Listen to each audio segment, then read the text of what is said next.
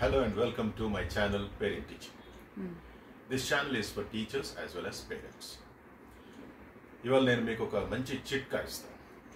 మన పిల్లల్ని జీనియస్ చేయాలంటే, మన పిల్లల్ని నోబెల్ లారియట్ చేయాలంటే ఒక చిన్న చిట్కా పాటిస్తే మనం పిల్లల్ని చాలా మేధావులను చేయవచ్చు.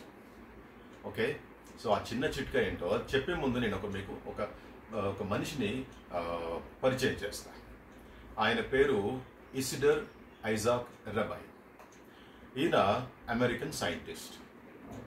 ఈయనకు 1944లో నోబెల్ ప్రైజ్ వచ్చింది. అయితే నోబెల్ ప్రైజ్ వచ్చిన తర్వాత ఆయన అడిగారు, మీకు నోబెల్ ప్రైజ్ స్ఫూర్తి ఎవరని. అంటే దానికి ఆయన ఏం చెప్పారో తెలుసా?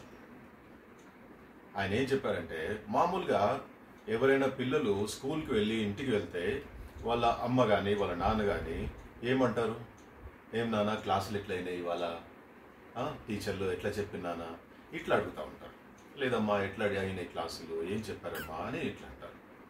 కానీ ఆయన ఏమంటారు, ఇసిడర్ ఐజాక్ రెబై ఏమంటారు అంటే, మా అమ్మ అట్లా కాదు.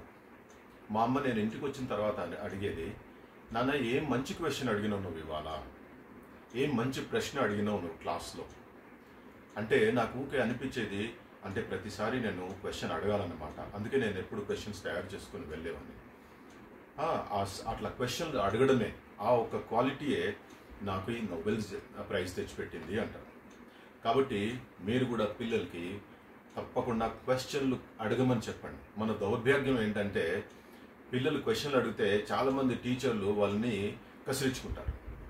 అట్లాంటప్పుడు మీరు జాగ్రత్తగా పిల్లలకి ఎంకరేజ్ అండ్ పొలైట్గా క్వశ్చన్లు అడగమని చెప్పండి. ఒకవేళ వినలేదంటే చాలా జాగ్రత్తగా ఆ ప్రిన్సిపల్ దగ్గరికి వెళ్ళి మాట్లాడండి, ఇట్లాంటిది ఎంకరేజ్ చేయమని చెప్పండి. ఇంకొక ఐడియా చెప్తాను నేను మీకు. మామూలుగా వాట్, వేర్ ఇట్లాంటి క్వశ్చన్లు కాదు అడగాల్సింది. వై, హౌ ఇవి చాలా ఇంపార్టెంట్ క్వశ్చన్స్. ఎందుకు, ఎలా ఇవి అడగడం చాలా ముఖ్యం.